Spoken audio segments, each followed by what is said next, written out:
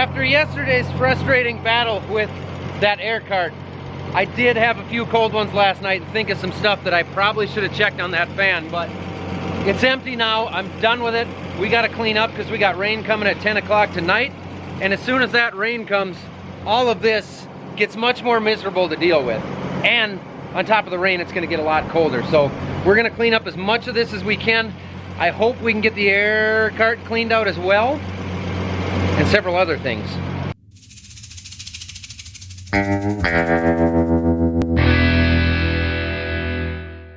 This stuff's all wet because it got snowed on, and the grain bins block the sun every day, so it doesn't dry very quickly over here. Didge is interested in whatever is underneath that cover, and I got the first bucket full. 40-ish to go, I suppose. Hopefully Onyx does another 30.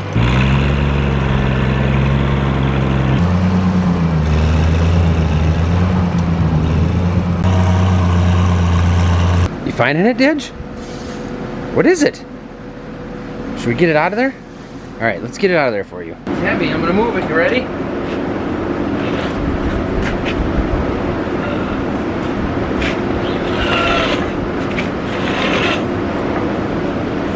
Looks kind of boring, Didge. What'd you get? Mouse? It'll be tasty, I'm sure.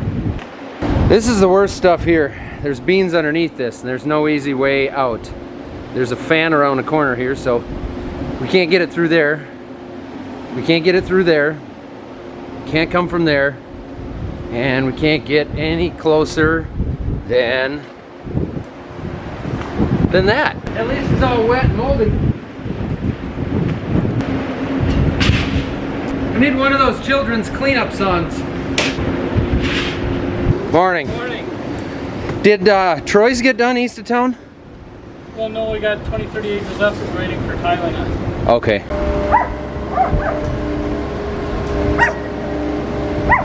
Chiefle. Didge, how's that mouse? Was it pretty good? Filling, I bet, huh? Cream filled. A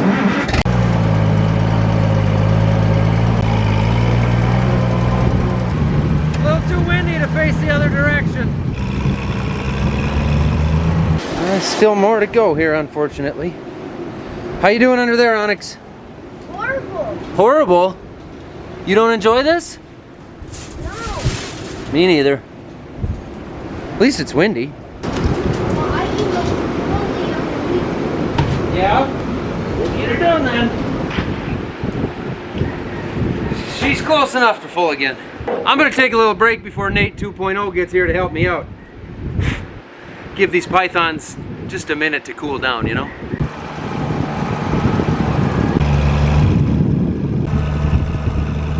I was gonna go relax by the fireplace and read a book and take a little nap, but you were quicker than I thought. Sorry. You better be.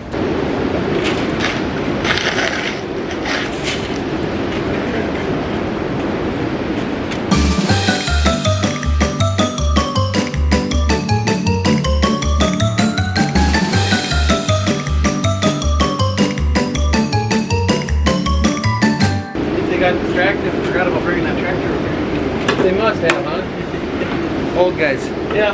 Well, we got underneath the dryer done. This has all been pretty well detailed. That's as clean as that gets. That looks pretty good. Now we got the fun stuff in the back that we got to walk a lot farther for. What am I forgetting? Shovels there. Nate and Jim are out here making a mess, digging all the equipment out. It's a busy day. Beautiful day. Other than the wind, but hey, you'll have that.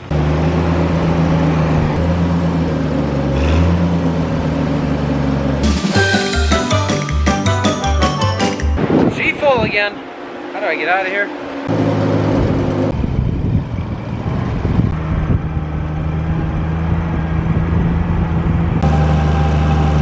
I ended up losing my camera for a few hours. And to be honest with you, I really didn't look for it that hard. We shoveled somewhere between 3,000 and 4,000 bucketfuls of rotten corn, soybeans, chaff, dust, you name it, out of that bin site this afternoon. My arms are sore, my legs are sore.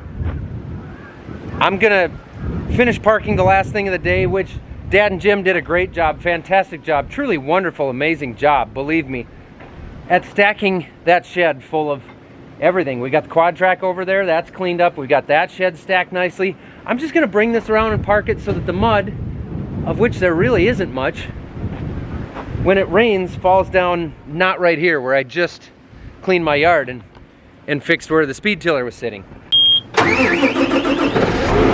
Oh, it always feels so good to finish cleaning things up and get done harvesting. Things are in the bins, things are clean. It's definitely gonna rain tonight when I look at radar and I see what the weather's doing here. I didn't get the dryer washed yet. Hopefully I can, but honestly, as warm as it was during our harvest when we were using that, that's the cleanest dryer I've probably ever seen after a harvest. So if it doesn't get washed, it doesn't. I've got the list here from Central Equipment Sales in Sauk Center.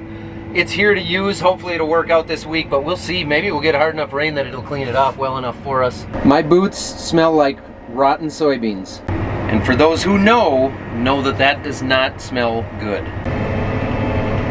Anybody interested in an 18-foot 1994 pontoon? Sell it to you with the trailer. Pretty cheap. It runs. It's only got one hole in the floor where Matt fell through.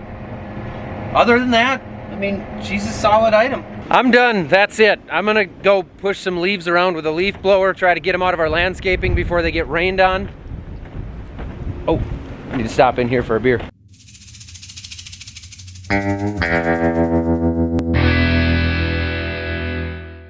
You know, when we started, it was so inside baseball, ag Twitter, which gave me a big start because at the time that was pretty hot.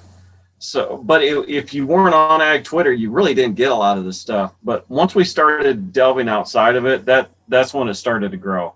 That's when it really took off. So a lot of the people that I follow, because I've never been big on Twitter, I find it confusing when I go there. Same with Facebook now to me. It's like there's too many different avenues. I get confused. But Instagram, I've always understood. And a lot of the farmers that I follow on Instagram, I found them from your podcast. I'd listen to your podcast, you'd have a guest on, they'd be talking about it, and I'd go on my Instagram and find them. And that's how I found a lot of the people that I follow. So I just think it's really interesting how you found all those people and you've had them all on, and you have to have hundreds of episodes of it out now. We're over 1,000 people that we've interviewed. Honestly, it's not a problem finding people. Everybody's got some great stories out there. So I don't know. Maybe we'll have Randy on someday. Over 1,000? Yeah, between the podcast, the radio show, I think we're at close to 500. We've probably repeated guests maybe only a handful of times. You know, Emily's my wife is a producer of the radio show, and she does a fantastic job of finding people in agriculture, people rural living. She does, and she gets a lot off Instagram.